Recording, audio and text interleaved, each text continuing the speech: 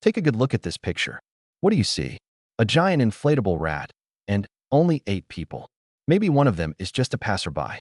But what this image really shows is the WNBA jumping the shark, the moment the league officially lost the plot.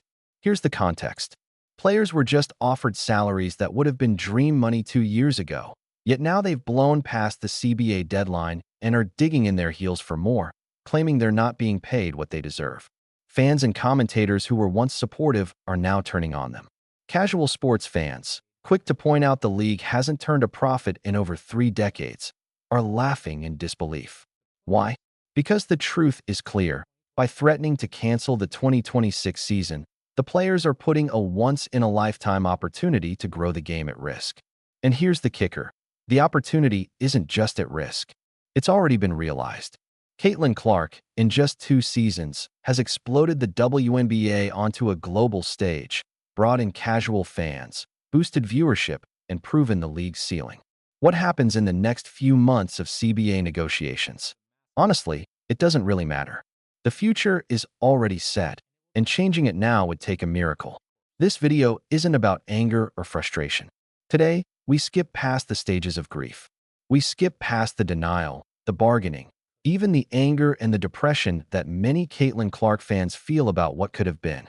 Today, we go straight to acceptance, because at this point, things aren't changing. Stick with me for a few minutes, and I'll show you exactly why. To borrow a joke from Pete Davidson, WNBA fans before Caitlin Clark were like the Marines, the few, the proud. Since 2020, the league had been growing steadily but never enough to turn a profit. Year after year, the WNBA lost 8 figures, subsidized by owners holding on to hope that someday the league would finally get off the NBA's training wheels. And here's the reality. To become profitable, the WNBA needed one thing above all else: casual fans. Not the diehards who came every season. Not the superfans who memorized every stat. They needed the people who watched the NFL on Sundays, March Madness in March, and little else in between. Casual fans with disposable income and low commitment requirements. The holy grail of sports viewership. For 27 years, that was the dream. And then in April 2024, Caitlin Clark entered the league. And we all know what happened next. Viewership skyrocketed 170% from 2023. The Fever went from averaging 4,000 fans per home game to selling out every single night, even outdrawing the NBA's Pacers, who share the same arena. Caitlin Clark's rookie playoff game against the Connecticut Sun drew 2.5 million viewers, making it the most-watched WNBA playoff game ever on ESPN. Even the finals that year couldn't touch it. Game 5 between the Liberty and Lynx peaked at 2.15 million viewers, nearly 500,000 short.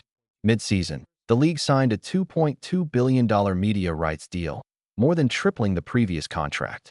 And the new fans? People like me, who couldn't name 5 WNBA players before 2024, but suddenly set reminders for every Fever game. The players, seeing the money on the table, opted out of the CBA early to claim their share of the bigger pie. And honestly, nobody had a problem with that. It was a feel-good story, a moment that should have been one of the most transformative in women's sports history. Mainstream attention, casual fans, real money. But here's the twist nobody saw coming. Instead of embracing the surge, protecting their golden goose, and turning casual fans into long-term supporters, parts of the league, players, media executives, and even some fans fought it. It's a lot like the Black Eyed Peas in 2002. Before Fergie, they were respected underground hip-hop. Critics loved them, but arenas weren't full. Then Fergie joined, and suddenly they were selling out stadiums globally. Old-school fans hated it. "You aren't real fans," they said. "You don't respect the culture." Caitlin Clark was the WNBA's Fergie moment, the crossover event that filled the seats. But instead of celebrating the sold-out arenas, the league's original fans, and even some players spent the year mad that newcomers didn't know the deep cuts from 1996. Meanwhile, the ecosystem actively tried to minimize Caitlin's impact. ESPN creatively presented data. After the 2025 draft, they boasted draft viewership was up 119%, but compared to 2023, not 2024, the year Clark was drafted. In reality, compared to 2024, viewership dropped 49%. They repeated this trick with the All-Star Game and even March Madness. The result? Supporters who wanted to cheer the league up and watch Clark? Many drifted away. Now, during CBA negotiations, the WNBA players don't have the public backing they assumed they would. The league offered 4 times their previous salaries despite never turning a profit. Yet the latest player proposals could put the league $700 million in the red. Here's the truth Caitlin Clark exposed. The WNBA has a ceiling.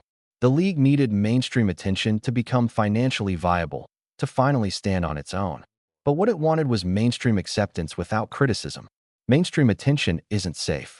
It comes with criticism, social media scrutiny, heated debate, and sometimes outright hostility. Ask NFL fans about Patrick Mahomes, Tom Brady, Peyton Manning, or LeBron James. This is sports culture. The WNBA wanted the money, ratings, and relevance, but also polite applause for all players equally. That was never going to happen. The result? A self-imposed ceiling. Caitlin Clark didn't create it. She just accelerated the exposure. Casual fans are here for her, but many don't support the league itself. As long as she plays, the WNBA will have to navigate the cycle. Caitlin versus the world. Unless the league, players, and media embrace her fans instead of alienating them, the ceiling remains. The WNBA's ceiling isn't Caitlin's fault. It's just been fully exposed by the player who brought the lights.